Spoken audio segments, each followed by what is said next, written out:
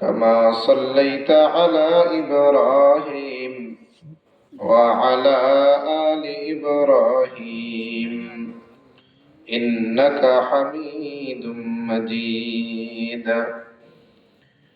اللهم بارك على محمد وعلى آل محمد كما باركت على إبراهيم وعلى آل إبراهيم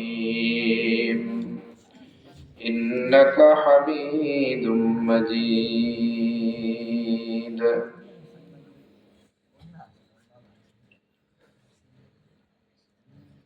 আল্লাহ পাক রব্বুল আলামিনের মহান দরবারে অগণিত অসংখ্য শুকরিয়া, যিনি আমাদেরকে মৌলানা আব্দুল লতিফ সাহেব কর্তৃক আয়োজিত এবং যুব সংঘের উদ্যোগে আয়োজিত মাহফিলে আসার তৌফিক দান করেছেন।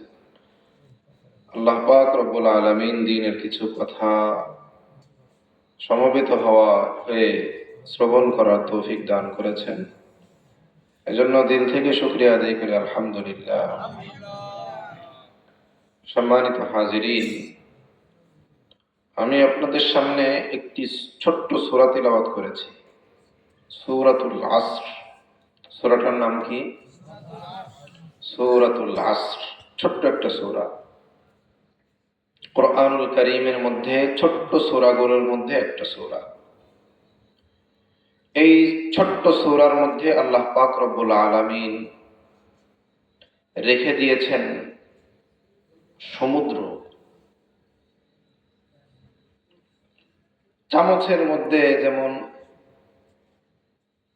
সমুদ্র রাখা যায়, চামচের মধ্যে আমি আপনি পারি না, কিন্তু আল্লাহ পারেন। আল্লাহ পাক রব্বুল আলামিন ওই ধরনেরই একটা কাজ করেছেন। সূরাতুল আসর এর মধ্যে আল্লাহ পাক রব্বুল আলামিন যেন সমুদ্র রেখে দিয়েছেন। এটা এমন এক সূরা, যে সূরার উপর একজন মানুষ আমল করলে সে নিশ্চিত আল্লাহ পাক রব্বুল আলামিনের ওয়াদা অনুযায়ী জান্নাতি। এই সূরার মধ্যে আল্লাহ পাক রব্বুল আলামিন বলছেন ওয়াল আসর, সময়ের শপথ, যুগের শপথ, আসরের নামাজের শপথ। আসরুন শব্দের তিন অর্থ হতে পারে। আসরুন মানে সময়, আসরুন মানে যুগ, আসরুন মানে আসরের নামাজ। আল্লাহ পাক রব্বুল আলামিন বলছেন আসরের শপথ, সময়ের শপথ। ইন্নাল ইনসানা লাফি খুসর, সমস্ত মানুষ ক্ষতির মধ্যে নিপতিত, সমস্ত মানুষ ক্ষতিগ্রস্ত। ইল্লাল্লাযীনা আমানু, তবে যারা ঈমানদার, ওয়া আমিলুস সালিহাত, নেক আমল করে, ওয়া তাওয়াসাউ বিল হক, মানুষকে সত্যের দিকে ডাকে, ওয়া তাওয়াসাউ বিস সবর, একজন আরেকজনকে ধৈর্যের আদেশ দেয়। তাহলে আল্লাহ পাক রব্বুল আলামিন শপথ করে কি বললেন? সমস্ত মানুষ ক্ষতির মধ্যে আছে, তবে 4 গুণে গুণান্বিত ব্যক্তি ক্ষতির মধ্যে নাই। কয় গুণে গুণান্বিত ব্যক্তি? কয় গুণ? 4 গুণ। এই 4 গুণ সম্পর্কে ইনশাআল্লাহ আজকে আমাদের আলোচনা। তাহলে 1 নম্বর কি? ঈমান। বলেন 1 নম্বর কি? ঈমান। আল্লাহ বলেন সমস্ত মানুষ ক্ষতির মধ্যে পড়ে আছে, সমস্ত মানুষ, আলেম ওলামা, সাধারণ মানুষ, ইমাম সাহেব, চাকরিজীবী, ক্ষেত খামারকারী, যে হোক না কেন প্রত্যেকটা মানুষ ক্ষতির মধ্যে আছে। তবে 4 গুণ যার মধ্যে আছে সে ক্ষতির মধ্যে নেই। ওই 4 গুণ যদি মুচির মধ্যে থাকে, মুচি ক্ষতির হাত থেকে বেঁচে যাবে। ওই 4 গুণ যদি মুফতি সাহেবের মধ্যে থাকে, মুফতি সাহেব ক্ষতির হাত থেকে বেঁচে যাবে। ওই 4 গুণ যদি মৌলানা সাহেবের মধ্যে থাকে, মৌলানা সাহেব ক্ষতির হাত থেকে বেঁচে যাবে। আর ওই 4 গুণ যদি কোনো বড় আলেমের মধ্যে না থাকে, সে যত বড় আলেম হোক, সে ক্ষতির হাত থেকে বাঁচতে পারবে না। ক্ষতির হাত থেকে বাঁচতে হলে আল্লাহ শপথ করে বলছেন 4 গুণ লাগবে। কয় গুণ? 4 গুণ। 1 নম্বর বলেন ঈমান। 1 নম্বর কি? ঈমান। ইল্লাল্লাযীনা আমানু। 1 নম্বর কি? ঈমান। ওয়া আমিলুস সালিহাত, নেক আমল। বলেন কি? নেক আমল। ওয়া তাওয়াসাউ বিল হক। 3 নম্বর সত্যের দিকে মানুষকে আহ্বান। সত্যের দিকে মানুষকে ডাকা। 4 নম্বর ওয়াতাওয়াসাউ বিস-সাবর, একজন আরেকজনকে ধৈর্যের আদেশ দেওয়া। এই 4 গুণ যদি আমি আপনি অর্জন করতে পারি, ধ্বংসের হাত থেকে বাঁচতে পারবো। 4 গুণ অর্জন করতে না পারলে ধ্বংসের হাত থেকে বাঁচা যাবে কয় গুণ? 4 গুণ। 1 নম্বর কি? ঈমান। 1 নম্বর কি? ঈমান। 2 নম্বর? নেক আমল। 3 নম্বর? ধৈর্যের আদেশ। একজন আরেকজনকে ধৈর্যের আদেশ না। 3 নম্বর সত্যের দিকে ডাকা, সত্যের দিকে মানুষকে ডাকা। 4 নম্বর একজন আরেকজনকে ধৈর্যের আদেশ। আমার ভাই দোস্ত, সর্বশেষ বললেন ধৈর্যের আদেশ।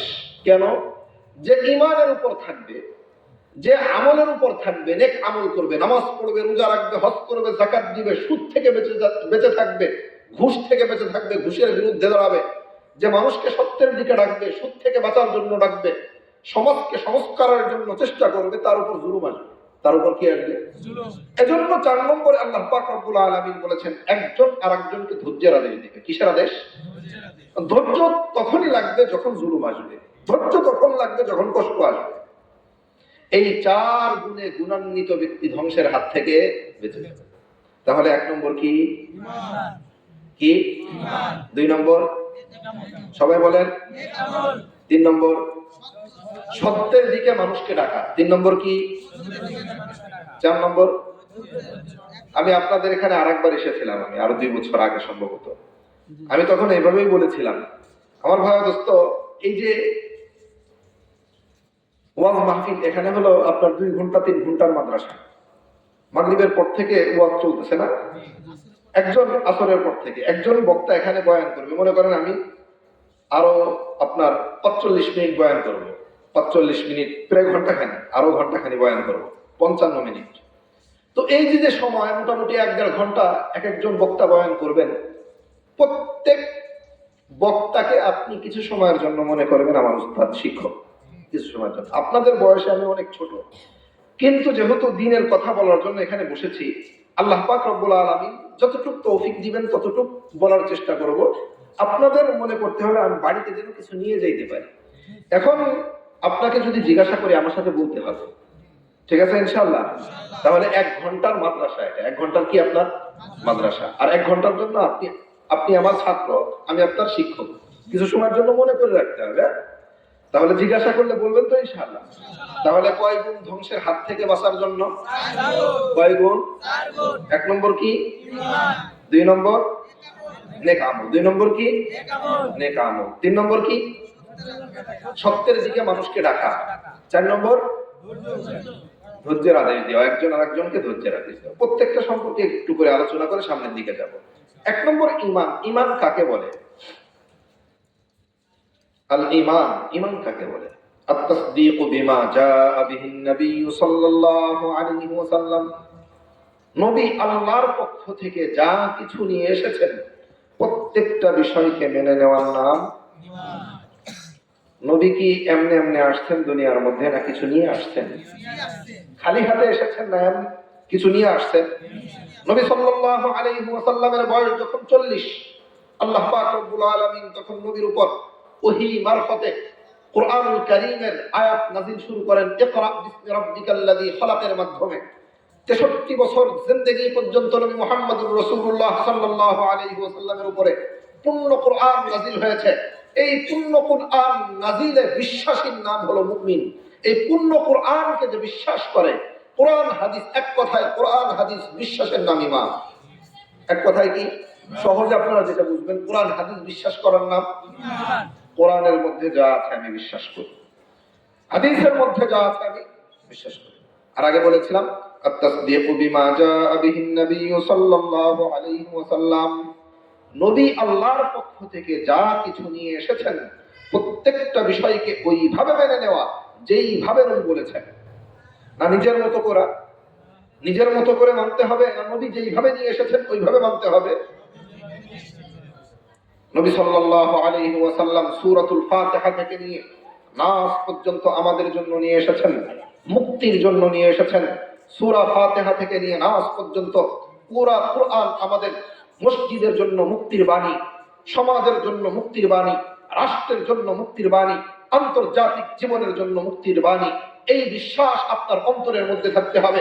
এই কোরআন নাজিল হয়েছে মসজিদ মাদ্রাসার জন্য, এই কোরআন নাজিল হয়েছে সমাজের জন্য, এই কোরআন নাজিল হয়েছে রাষ্ট্রের জন্য, এই কোরআন নাজিল হয়েছে আন্তর্জাতিক জীবনের জন্য। এই বিশ্বাস যদি আপনার অন্তরের মধ্যে থাকে তবে আপনি মুমিন। আপনি যদি বলেন মসজিদ মাদ্রাসার জন্য শুধু কোরআন, কোরআন রাষ্ট্রের জন্য না, কোরআন সমাজের জন্য না, সমাজে কোরআন চলে না, অথচ আপনি কোরআন মানলেন না, আল্লাহ নবী যে কোরআন নিয়ে এসেছেন ওটাতে আপনার বিশ্বাস নাই, সুতরাং ঈমান শেষ হয়ে গেল। সুতরাং ঈমান যদি আপনার থাকতে হয়, কোরআনে বিশ্বাস থাকতে হবে। এই কোরআন শুধু নাজিল হয়েছে আপনার আব্বা মরে গেলে কোরআন খতম করে তার জন্য আপনি কবরস্থানি করবেন, এই জন্য এই কোরআন শুধু তিলাওয়াতের জন্য নাজিল হয়েছে, এই কোরআন শুধু নামাজ পড়ার জন্য নাজিল হয়েছে। আল্লাহ বলেন হুয়াল্লাযী আরসালা রাসূলাহু বিল হুদা ওয়া দীনিল হক। আল্লাহ পাক রব্বুল আলামিন নবী মুহাম্মদুর রাসূলুল্লাহ সাল্লাল্লাহু আলাইহি ওয়াসাল্লামকে পাঠিয়েছেন বিল হুদা, হিদায়াত দিয়ে, ওয়া দীনিল হক, সত্য ধর্ম দিয়ে, লিইয়ুযহিরাহু আলা দ্বীনি কুল্লি, এই দ্বীন, এই ইসলাম, এই কোরআন সবার উপরে থাকবে, সবার উপরে থাকবে। আল ইসলামু ইয়ালা ওয়ালা ইউলা আলাইহি, ইসলাম সবার উপরে থাকবে, ইসলাম কর্তৃত্ব করবে, ইসলাম সবার উপরে থাকবে, ইসলামের উপর কোনো তন্ত্র মন্ত্র থাকতে পারে না, ইসলাম কর্তৃত্ব করবে, ইসলামের উপর কোনো ধর্ম, কোনো তন্ত্র মন্ত্র কর্তৃত্ব করতে পারে না। একমাত্র ধর্ম যেটা হলো ইসলাম, কোরআন মানুষকে চালাবে, কোরআনকে মানুষ চালাবে না। কোরআনকে আমরা চালাচ্ছি বর্তমান, না কোরআন আমাদেরকে চালায়? হ্যাঁ, আমরা চালাই কোরআন। কিন্তু আসল কি ছিল কথা? হ্যাঁ, কোরআন আমাদেরকে চালাবে, এজন্য আমাদের অবস্থায়। তাহলে বিশ্বাস হলো কোরআনের উপরে, ঈমান বলা হয় আত-তাসদীকু বিমা জাআ বিহি নবী সাল্লাল্লাহু আলাইহি ওয়াসাল্লাম। আল্লাহ রাসূল সাল্লাল্লাহু আলাইহি ওয়াসাল্লাম আল্লাহর পক্ষ থেকে যে কোরআন নিয়ে এসেছেন, ওই কোরআনকে আপনার পুরোপুরি বিশ্বাস করতে হবে। পূর্ণ বিশ্বাস আপনার মধ্যে থাকলে তবে কোরআন আপনি বিশ্বাস করেছেন।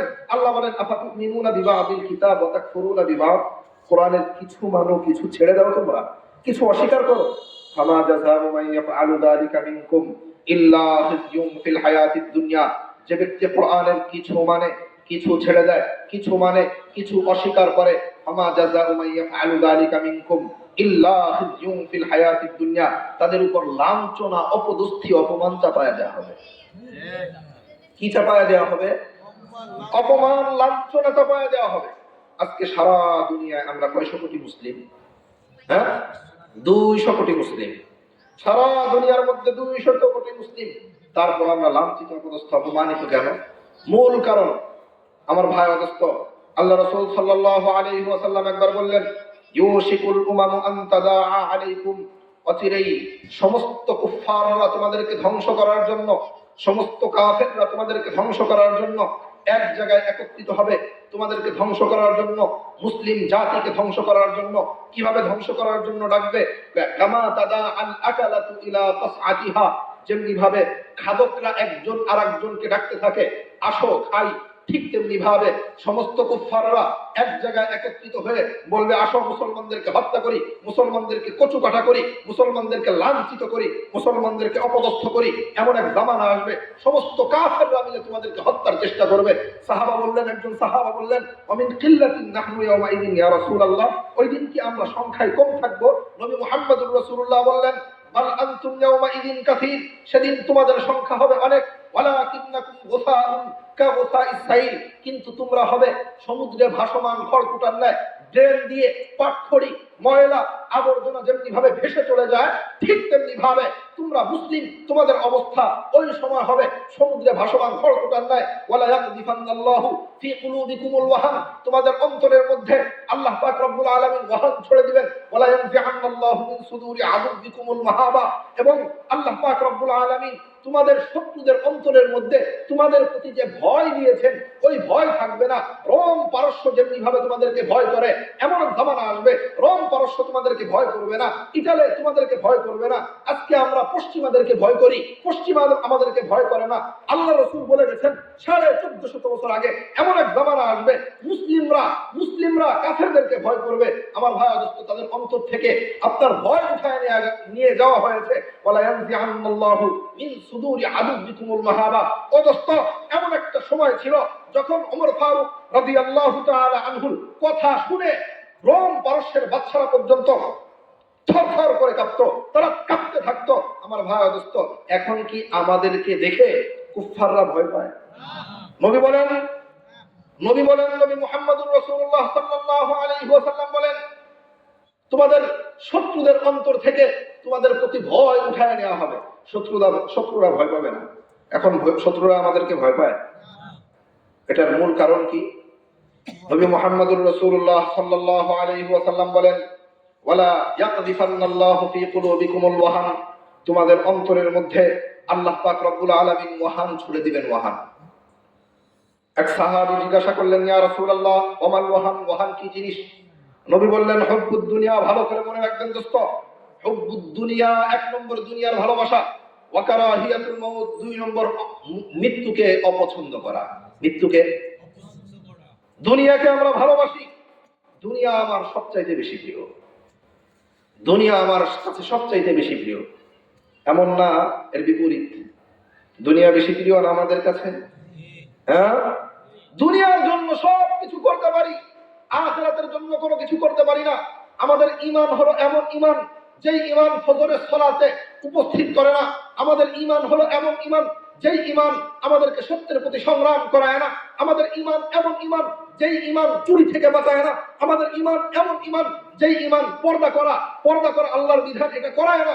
আমার ঈমান এমন কাঁচা ঈমান, আমার ঈমান আমাকে সুদ থেকে ঘুষ থেকে বাঁচাইতে পারে না। আমার ভাই দোস্ত, তো বলছিলাম, নবী মুহাম্মদুর রাসূলুল্লাহ সাল্লাল্লাহু আলাইহি ওয়াসাল্লাম বলেছেন, তোমরা লাঞ্ছিত, অপদস্থ, অপমানিত হবে দুইটা জিনিসের কারণে। এক নম্বর হুব্বুদ দুনিয়া, দুনিয়ার ভালোবাসা তোমাদের অন্তরের মধ্যে জেগে বসবে। ওয়া কারাহিয়াতুল মাউত, মউতকে তোমরা অপছন্দ করবা। আজকে এই দুই জিনিস আমাদের মধ্যে আছে না নাই? দুনিয়ার ভালোবাসা আছে না নাই? দুনিয়ার ভালোবাসার কারণে আজকে সুদ খাচ্ছি না, দুনিয়ার ভালোবাসার কারণে আজকে ঘুষ খাচ্ছি না, দুনিয়ার ভালোবাসার কারণে আজকে মিথ্যার পথে সংগ্রাম করছি, দুনিয়ার ভালোবাসার কারণে যা ইচ্ছা তাই করছি না। আমার ভাই দোস্ত, নবী মুহাম্মদুর রাসূলুল্লাহ সাল্লাল্লাহু আলাইহি ওয়াসাল্লাম বলেন, যখন তোমাদের অন্তরের মধ্যে এই দুই জিনিস চলে আসবে, হুব্বুদ দুনিয়া, দুনিয়ার ভালোবাসা, ওয়া কারাহিয়াতুল মাউত, এবং মউতকে অপছন্দ করা, তখন তোমরা লাঞ্ছিত, অপদস্থ, অপমানিত হবে। আমার ভাই দোস্ত, আজকে আমরা লাঞ্ছিত, অপদস্থ, অপমানিত না সম্মানী? অপমানিত না? এটার মূল কারণ দুনিয়ার ভালোবাসা এবং মউতকে অপছন্দ করা। আর একটা কারণ আল্লাহ তাআলা বলেছেন, প্রথম যেটা বলেছিলাম সেটা হলো কোরআনের কিছু মানি, কিছু মানি না। কোরআনের কিছু বিশ্বাস করি, কিছু অস্বীকার করি। কোরআনের কিছু মানলে কিছু অস্বীকার করলে ঈমান থাকে। ঈমান কাকে বলে? পূর্ণ কোরআনকে বিশ্বাস করা। এখন পূর্ণ কোরআনকে আমরা বিশ্বাস করি? পূর্ণ কোরআনে আমরা বিশ্বাসী না। আমরা পূর্ণ কোরআনে বিশ্বাসী না হওয়ার কারণে আজকে আমাদের যা ইচ্ছা তাই হচ্ছে। আজকে আরাকান, ফিলিস্তিনের দিকে তাকান। ফিলিস্তিনে মুসলমানদের রক্ত ঝরে। ফিলিস্তিনে মুসলমানদের রক্ত ঝরবে কেন? আমার ভাই দোস্ত, 50,000 মুসলমানকে হত্যা করেছে মিডিয়ার হিসাব অনুযায়ী। 50-60,000, লক্ষ পার হয়ে গেছে। আরাকানের দিকে তাকান, মুসলমানের রক্ত। ভারতের দিকে তাকান, মুসলমানের রক্ত। উইঘুরের দিকে তাকান, মুসলমানের রক্ত।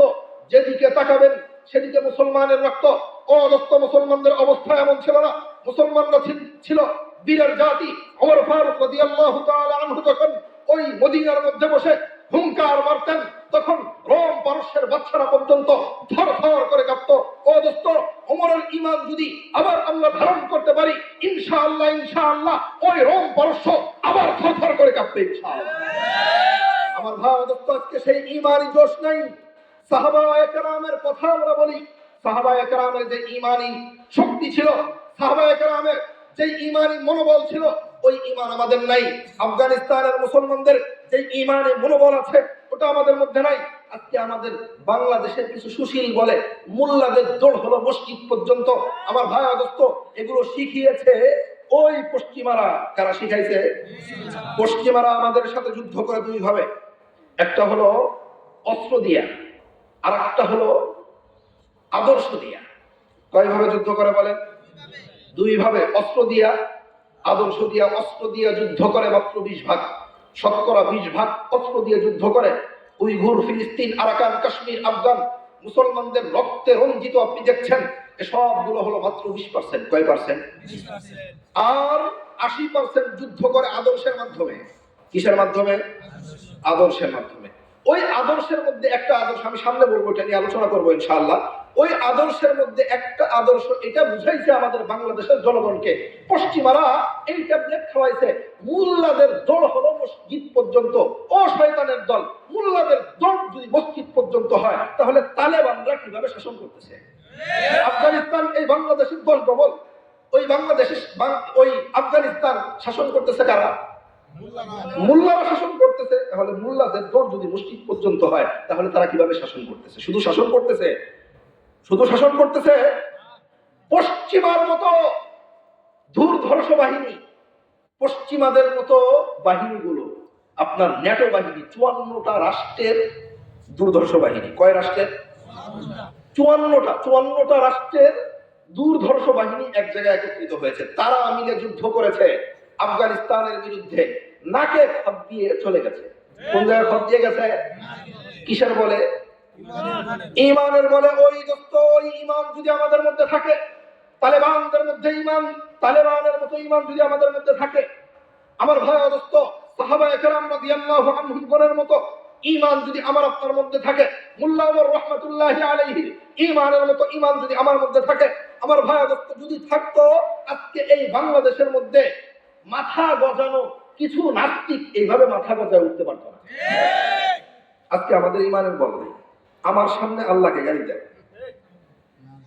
আমার আপনার সামনে রাসূল সাল্লাল্লাহু আলাইহি ওয়াসাল্লামকে গালি দেয়। আমার ভাই দোস্ত, ইমানের জজবা আমাদের নেই। আমার সামনে যদি আমার বাপকে গালি দেওয়া হয়, আমি স্থির থাকতে পারি না। আমার সামনে আমার মাকে গালি দিলে স্থির থাকতে পারি না।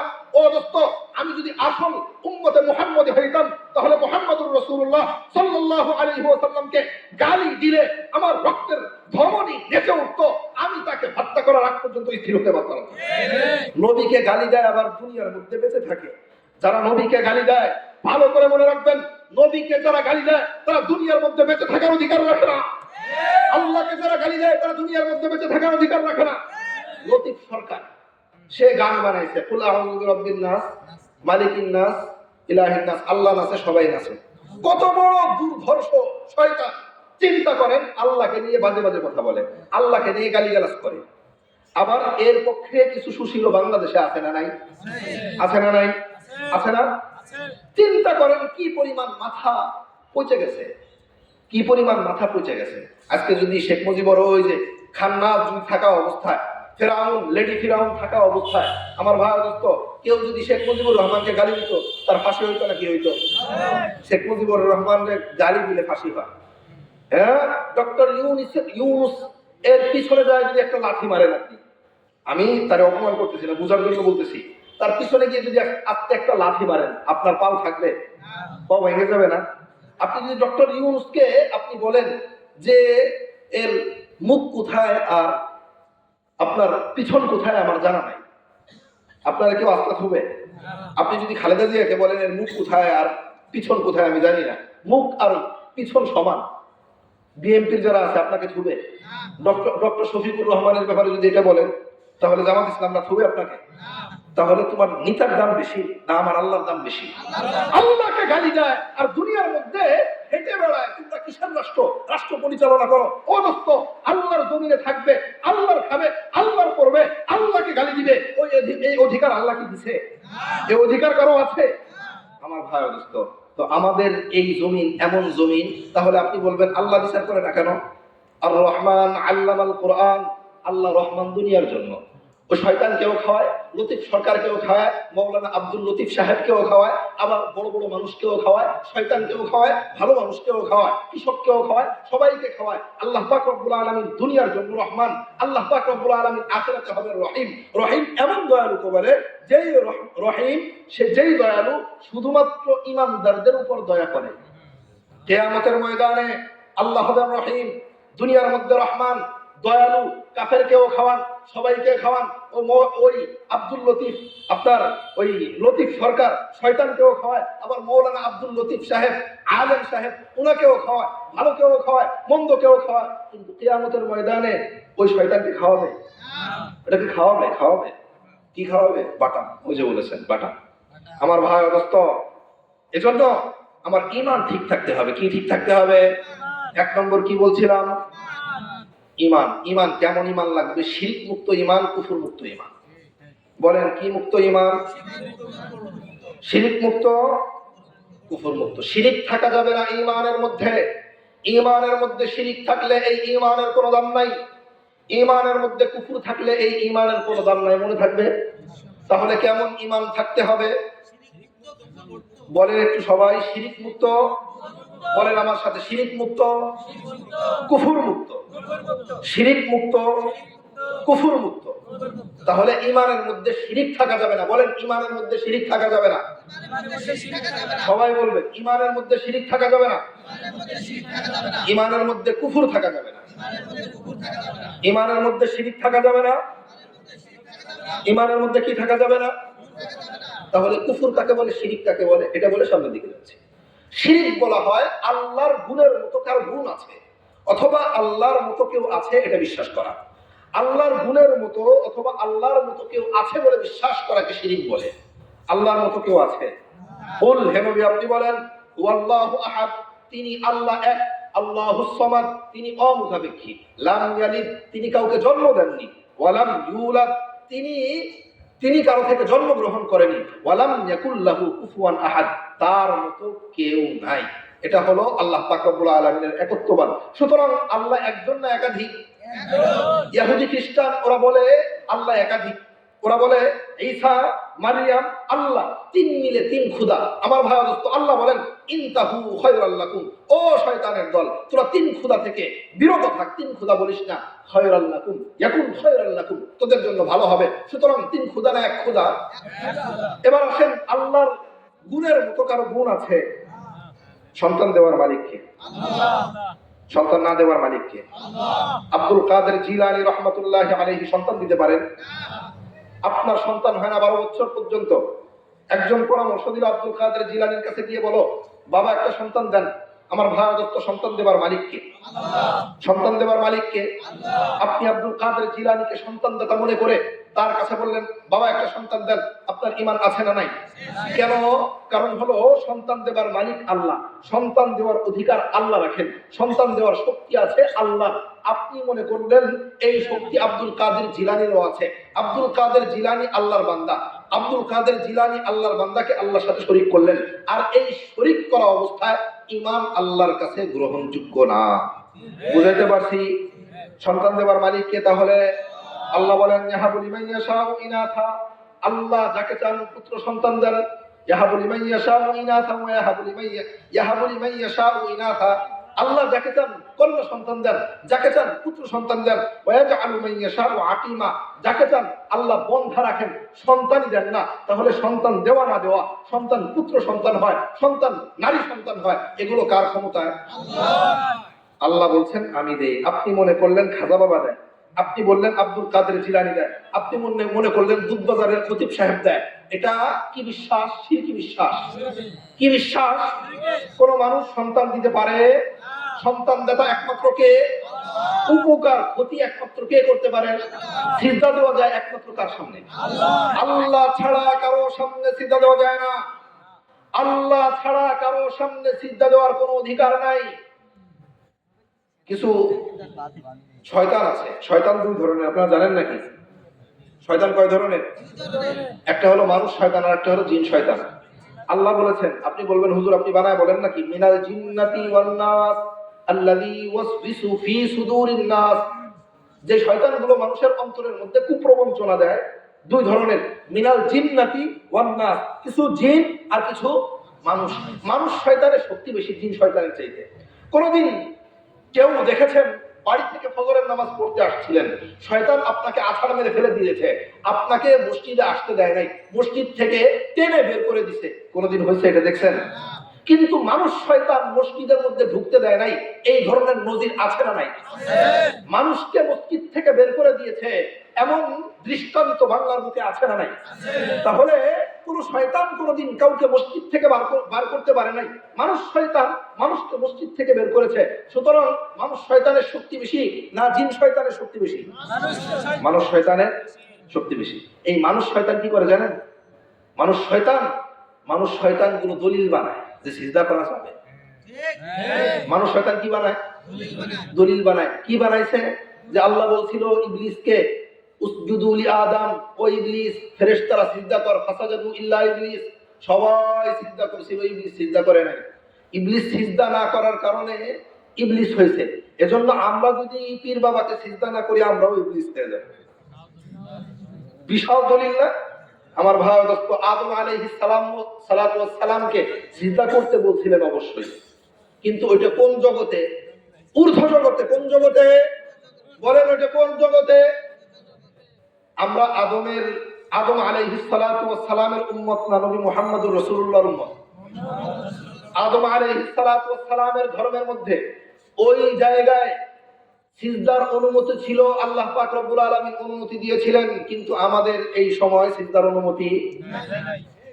নবী মুহাম্মদুর রাসূলুল্লাহ সাল্লাল্লাহু আলাইহি ওয়াসাল্লামের কাছে সাহাবায়ে কেরাম বললেন, ইয়া রাসূলুল্লাহ, অমুক জায়গায় গেলাম, দেখলাম মানুষকে সিজদা করতেছে, তারা তাদের নেতাকে সিজদা করে, আপনি আমাদের নেতা, আমরা চাই আপনাকে সিজদা করব। নবী বললেন, খবরদার, আমাকে সিজদা করতে পারবা না। যদি দুনিয়ার মধ্যে কেউ কাউকে সিজদা করত, সিজদা করার আদেশ দিতাম, তাহলে নারীদেরকে সিজদা দেওয়ার আদেশ দিতাম, তারা যেন তাদের স্বামীদেরকে সিজদা করে। সুতরাং সিজদা করার অধিকার কারো, একমাত্র সিজদা পাবে আল্লাহ পাক রব্বুল আলামিন। সুতরাং কোন মানুষ সিজদা পাওয়ার অধিকার রাখে? এখন বলে তা আদম আলাইহিস সালাম ওনাকে সিজদা করলো না, এজন্য শয়তান হয়ে গেল। এক নম্বর কথা, আমরা আদম আলাইহিস সালামের উম্মত না। আমাদের কালিমা লা ইলাহা ইল্লাল্লাহ, লা ইলাহা ইল্লাল্লাহ আদম সফিউল্লাহ। আমাদের কালিমার নাম কি? লা ইলাহা ইল্লাল্লাহ না লা ইলাহা ইল্লাল্লাহ আদম সফিউল্লাহ? আদম সফিউল্লাহ কোন কি? তাহলে আমরা এক নবীর নামে কালিমা পড়েছি, আর এক নবীর শরীয়ত মানব? আল্লাহ রাসূল সাল্লাল্লাহু আলাইহি ওয়াসাল্লাম বলেছেন, আমার পরে যদি মুসাও আসে, মুসা আমার শরীয়ত মানবে। ঈসা আলাইহিস সালাম শেষ জামানায় আসবেন, এসে কার শরীয়ত মানবেন? রাসূল সাল্লাল্লাহু আলাইহি ওয়াসাল্লামের শরীয়ত মানবেন। সুতরাং কোন ভণ্ড যদি বলে নবী মুহাম্মদুর রাসূলুল্লাহ সাল্লাল্লাহু আলাইহি ওয়াসাল্লামের পরেও নবী আছে, তাকে আমরা জুতা পিটা করব। নবীর পরে কোন নবী হতে পারে না। নবী মুহাম্মদুর রাসূলুল্লাহ সাল্লাল্লাহু আলাইহি ওয়াসাল্লাম সর্বশেষ নবী। কাদিয়ানীরা বলে যে গোলাম আহমদ কাদিয়ানী শেষ নবী। আমার ভাই দোস্ত, ভালো করে মনে রাখবেন, আপনাদের এলাকায় যদি এই ধরনের কেউ ঢোকে, গোলাম আহমদ কাদিয়ানী নবী বলে দাওয়াত দেয়, ওকে জুতা পিটা করে গ্রাম থেকে বের করবে। কারণ নবী মুহাম্মদুর রাসূলুল্লাহর পরে কোন নবী আছে? নবী বলেন, আনা খাতামুন নবিয়্যিন, আমি হলাম সর্বশেষ নবী, লা নবিয়্যা বা'দি, আমার পর কোন নবী নাই। সুতরাং আমার ভাই দোস্ত, নবী মুহাম্মদুর রাসূলুল্লাহ সাল্লাল্লাহু আলাইহি ওয়াসাল্লামের নামে কালিমা পড়ছো, আদমের শরীয়ত মানবা, আদমের সাথে কবরে চলে যাও। আদম আলাইহিস সালামের শরীয়ত এখানে মানার অধিকার নেই। আদম আলাইহিস সালাম আখিরাতে চলে গেছে, যদি তার শরীয়ত মানতে চাও আখিরাতে যাও। আদম আলাইহিস সালাম আছেন এখন? আমার ভাই দোস্ত, সুতরাং এটা বললাম অন্যভাবে। আমার ভাই দোস্ত, আপনি নবীর উম্মত, মুহাম্মদুর রাসূলুল্লাহর উম্মত, আদম আলাইহিস সালামের শরীয়ত মানলে আপনি কি পাবেন না? রিহাই পাবেন না। এমনি ভাবে আমার ভাই দোস্ত, এবার আপনি যদি মানেন আদম আলাইহিস সালামের শরীয়ত, আদম আলাইহিস সালাম ওনার একটা মেয়ে একটা ছেলে, এইভাবে জোড়ায় জোড়ায় সন্তান হইতো। কি হইতো?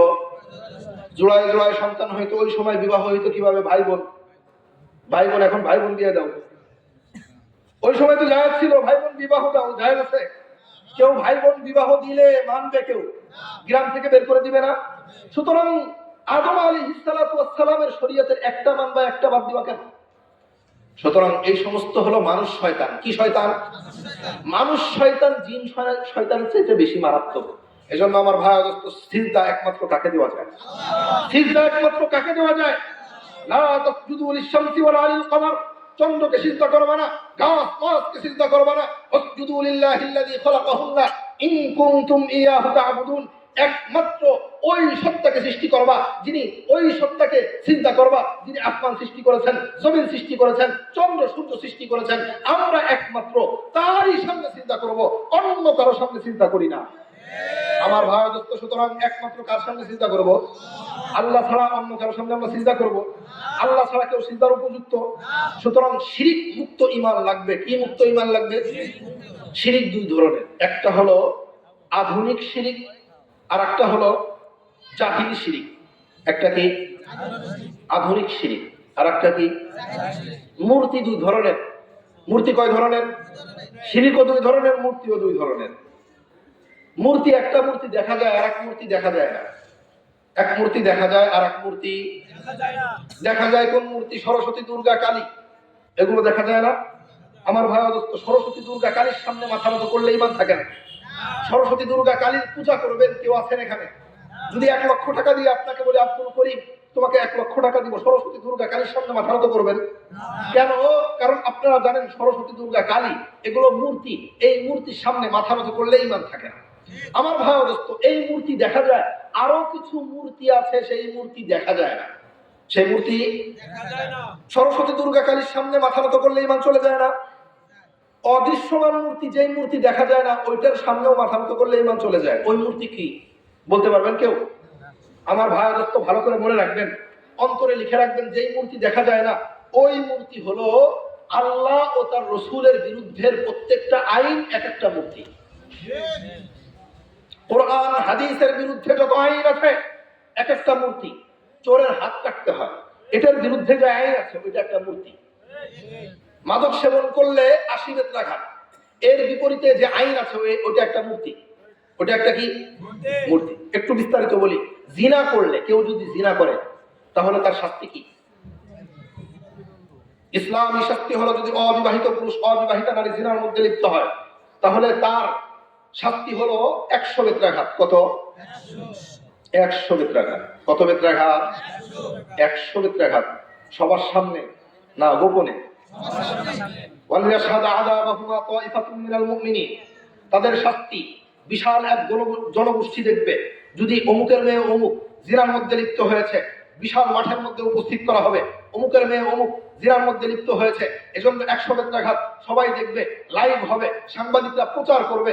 আমার ভাই দোস্ত, কি মনে হয় যখন এই শাস্তি দেখবে, অমুক এলাকার লক্ষ্মীকোলের অমুকের ছেলে অমুক অমুকের সাথে জিনার মধ্যে লিপ্ত হওয়ার কারণে 100 বেত্রাঘাত দেওয়া হয়েছে, আপনার কাছে কি মনে হয় অন্য কোনো নারী পুরুষ জিনার কাছে যাবে? আর যদি বিবাহিত পুরুষ বিবাহিত নারী হয়, বিবাহিতা নারী হয়, অবিবাহিত পুরুষ বিবাহিতা নারী জিনার মধ্যে লিপ্ত হলে তাদেরকে পাথর নিক্ষেপ করে করে হত্যা করতে হবে। এটা রাষ্ট্রের আইন, আল্লাহর আইন, রাষ্ট্রের মধ্যে থাকবে, রাষ্ট্রের পক্ষ থেকে। এখন যদি আমাদের বাংলাদেশ ইসলামী রাষ্ট্র হইতো, পরকিয়া করলে এই শাস্তি দিত। আপনাদের এলাকায় পরকিয়া আছে না নাই? কম না বেশি? 10 বছর আগে যে পরিমাণ ছিল ওই পরিমাণ আছে না বেশি বাড়ছে? বাড়লো কেন? ওয়াজ মাহফিল তো আগে আপনাদের এখানে হয় কয় বছর ধরে ভাই? ওয়াজ মাহফিল হয় কতদিন ধরে? 30 বছর। এমন তো খুব কম আছে। এখন মসজিদে ওয়াজ মাহফিল হয় না? 10 বছর আগে যেই পরিমাণ ওয়াজ মাহফিল হইতো ওই পরিমাণ ওয়াজ মাহফিল আছে না বেশি এখন? 10 বছর আগে যেই পরিমাণ মসজিদ মাদ্রাসা ছিল ওই পরিমাণ আছে না বেশি এখন? 10 বছর আগে যেই পরিমাণ উলামা একরাম ছিল ওই পরিমাণ আছে না বেশি? তাবলীগ জামাত আগে যেই পরিমাণ ছিল ওই পরিমাণ আছে না বেশি? তাহলে 10 বছর, এবার উত্তর দিবেন, 10 বছর আগে যেই পরিমাণ মাদক ছিল ওই পরিমাণ আছে না বেশি? কেন? কুমার কথা ছিল না? মসজিদ মাদ্রাসা বেশি, ওয়াজ মাহফিল বেশি, উলামা একরাম বেশি, হাফেজে ইকরাম বেশি, ভালো মানুষও তাবলীগ জামাতে বেশি বেশি গিয়ে তাবলীগ করতেছে, আবার উলামা একরাম আছে মাদ্রাসায় পড়তেছে, কত দিনই কাজ। মন্দ দূর হওয়ার কথা ছিল না? ওই মন্দ তো দূর হয় না। 10 বছর আগে ওয়াজ মাহফিল কম হইতো, ওই সময় আপনার মাদক কম ছিল। এখন বাড়ছে, মাদক কমবে, কিন্তু ওয়াজ মাহফিলও বাড়ছে, মাদকও বাড়ছে। কারণ কি? সমস্যা কোথায়? ইসলামী আইন নাই দোস্ত, ইসলামী আইন নাই। এই ইসলামী আইনকে বাদ দিয়ে যে আইন বানানো হয়েছে ওই আইনগুলো এক একটা মূর্তি। সরস্বতী, দুর্গা, কালীর সামনে যেমনি ভাবে মাথা নত করলে ঈমান চলে যায়। ভালো করে মনে রাখবেন ও দোস্ত, কুরআন সুন্নাহর বিরুদ্ধে যত আইন আছে প্রত্যেকটা আইন, এক একটা মূর্তি, সরস্বতী দুর্গা কালীর সামনে মাথা নত করে যেমনি ভাবে অনেক ভাইয়েরা ইমান বিসর্জন দিচ্ছে, ঠিক তেমনি ভাবে আজকে বাংলাদেশের অধিকাংশ মানুষ তারা আল্লাহর বিরুদ্ধের আইনের সামনে মাথা নত করে ইমান বিক্রি করে দিচ্ছে। এই মূর্তি দেখা যায় না, এই মূর্তি তাহলে কোন মূর্তি দেখা যায় না? এবার আপনারা বলেন, বলেন কোন মূর্তি দেখা যায় না? আল্লাহর বিরুদ্ধে, কোরআন হাদিসের বিরুদ্ধে যত আইন আছে, ওই প্রত্যেকটা আইন এক একটা মূর্তি। ওই মূর্তি কি দেখা যায়? ওই মূর্তি মানলে ইমান চলে যায়। ওই মূর্তি দেখা যায় না, কিন্তু চিন্তা করা যায়। যখন কোন ব্যক্তি বলে রাষ্ট্রের আইন সবার আগে, আমার ভাই দোস্ত, তার সামনে আপনি বলবেন যে কোরআনের আইন সবার আগে, বলে না, কোরআনের আইন সবার আগে না, রাষ্ট্রের আইন সবার আগে। রাষ্ট্র তোমাকে খাওয়ায়, অদস্ত রাষ্ট্র আমাকে খাওয়ায় না, আল্লাহ খাওয়ায়। আমাকে আপনাকে সৃষ্টি করেছেন কে? আমার আপনার স্রষ্টাকে সৃষ্টি করেছেন আল্লাহ পাক রব্বুল আলামিন। ইনিল হুকমু ইল্লা লিল্লাহ, সৃষ্টি করেছেন আল্লাহ। আলা লাহুল খালকু ওয়াল আমর, সৃষ্টি করেছেন আল্লাহ, বিধান চলবে আল্লাহ। আল্লাহর খাই, আল্লাহর করি, আল্লাহর জায়গায় থাকি, মানব কথা আল্লাহর, অন্য কোনো আইন আমরা মানতে বাধ্য নয়। আমার ভাই দোস্ত, আমরা একমাত্র আল্লাহর আইন মানবো। কার আইন মানবো? মসজিদ মাদ্রাসায় যেমনি ভাবে কোরআনের আইন চলবে, রাষ্ট্রের মধ্যে কোরআনের আইন চলবে, আন্তর্জাতিক জীবনে কোরআনের আইন চলবে। নবী মুহাম্মদুর রাসূলুল্লাহ সাল্লাল্লাহু আলাইহি ওয়াসাল্লাম কোরআন শুধু মসজিদ মাদ্রাসার জন্য সীমাবদ্ধ করেন নাই। নবী কোরআন হাদিস দিয়ে মসজিদ মাদ্রাসা চালিয়েছেন, সমাজ চালিয়েছেন। কোরআন হাদিস দিয়া নবী সাল্লাল্লাহু আলাইহি ওয়াসাল্লাম মদিনা শাসন করেছেন, কোরআন সুন্নাহ দিয়া। আমার ভাই দোস্ত, সুতরাং ইসলামী আইন ওটা শুধুমাত্র কোরআন সুন্নাহ দিয়েই পরিচালিত হয়, অন্য কোনো জিনিস দিয়ে পরিচালিত হয় না। সুতরাং আমার ভাই দোস্ত, আল্লাহর বিরুদ্ধে যত আইন আছে প্রত্যেকটা আইন কি? মূর্তি। মূর্তি বলেন কি? জিনার বিরুদ্ধে যে আইন আছে ওটা কি? আল্লাহর আইন ছাড়া যে আইন আছে ওটাই কি?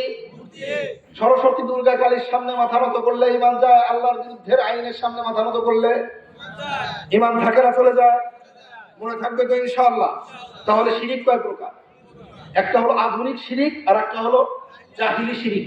আধুনিক শিরিকের কারণেও ইমান যায়, জাহিলি শিরিকের কারণেও। কারণ শয়তান ইবলিস বাবা ভালো করে জানে, শয়তান ওরে বাবা কত ভুল হবে, ইবলিস শয়তানই বলতে হয়।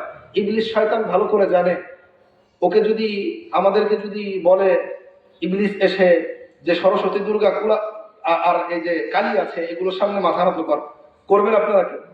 আমি করব, আপনারা কেউ করবেন?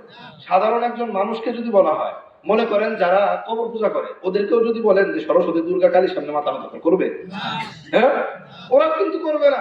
শয়তান এটা ভালো করে জানে, এজন্য আধুনিক শিরিক বানাইছে। কি বানাইছে?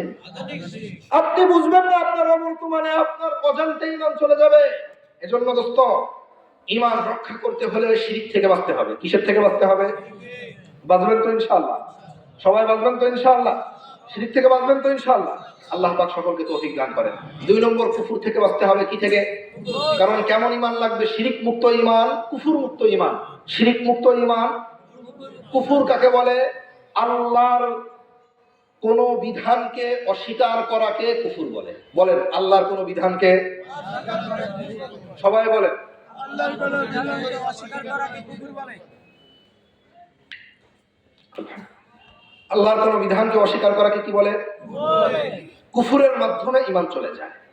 আপনি নামাজ পড়েন, রোজা রাখেন, হজ করেন, যাকাত দেন, সবকিছু করেন, নামাজও পড়েন, কিন্তু বলেন নামাজ আমার পছন্দ হয় না। নামাজ পড়েন কিন্তু বলেন নামাজ পছন্দ হয় না, নামাজ পড়ার কাম করি, ইমান থাকবে? ইমান চলে যাবে না? কুরআনুল কারীমের সূরা ফাতিহা থেকে নিয়ে নাস পর্যন্ত প্রত্যেকটা আয়াতকে আপনি বিশ্বাস করেন। শুধুমাত্র আপনি বললেন আমি রাষ্ট্রকেন্দ্রিক আয়াত মানি না। আল্লাহ যে কোরআনের মধ্যে রাষ্ট্র পরিচালনার যে আয়াতগুলো বলেছেন ওই আয়াতগুলো আমার পছন্দ হয় না, ওই আয়াতগুলো আমার জন্য নাযিল হয় নাই, দোস্ত ইমান থাকবে? নবী মুহাম্মদুর রাসূলুল্লাহ সাল্লাল্লাহু আলাইহি ওয়াসাল্লামের উপর কোরআন নাযিলের যে ধারাগুলো ছিল, কোরআনুল কারীমের মধ্যে যে আয়াতগুলো আছে রাষ্ট্র পরিচালনার, ওই আয়াতের উপর ঈমান যদি আমার আপনার না থাকে তাহলে ঈমান থাকবে? আমার ভাই দোস্ত, এদেরকে একটু করেন ভাই, এইভাবে এত জোরে চিৎকার করলে কিভাবে আমি কথা বলবো? আমার ভাই দোস্ত, এদিকে এদিকে ওরা ওদের কাজ করো। এদিকে আল্লাহুম্মা সাল্লি আলা মুহাম্মাদ ওয়া আলা আলি মুহাম্মাদ কামা সাল্লাইতা আলা ইব্রাহিম ওয়া আলা আলি ইব্রাহিম ইন্নাকা হামিদুম মাজিদ। তাহলে কুরআনুল কারীমের যত বিধান আছে প্রত্যেকটা বিধান আমার মেনে নিতে হবে। বুঝে আসলেও মানি, না বুঝে আসলেও, আমার বিপক্ষে গেলেও মানি, আমার পক্ষে গেলেও মানি, সর্ব অবস্থায় মেনে নেওয়ার নাম কি? সুতরাং একটা আয়াতকে অস্বীকার করলে ঈমান থাকবে, নামাজের আয়াতকে অস্বীকার করলে ঈমান থাকবে, জিহাদের আয়াতকে অস্বীকার করলে ঈমান থাকবে। জিহাদ আল্লাহ তাআলা নাযিল করেছেন, আল্লাহর বিধান। জিহাদ কার বিধান? জিহাদকে জঙ্গিবাদ বলে গালি দিলে ঈমান থাকবে। রোজাকে যদি বলেন এইটা হলো ফকিরের কাজ, যাদের ঘোড়ায় চাল নাই তারা শুধু রোজা রাখবে, ঈমান থাকবে। কারণ ইসলামকে নিয়ে ব্যঙ্গ করলে কুফরি হয়। কি হয়? কুফরি করলে ঈমান থাকে। যদি বলে শরিয়া আইনে আমি বিশ্বাসী না, কেউ যদি বলে কোনো নেতা বললো, মনে করেন আমার কথা আমি বলবো কেন, অন্য কোনো মনে করেন একজন নেতা বললো, যে কোনো নেতা বললো শরিয়া আইন আমি মানি না, শরিয়া আইনে আমি বিশ্বাসী না, ওর ঈমান থাকবে। ও কোরআনে বিশ্বাসী।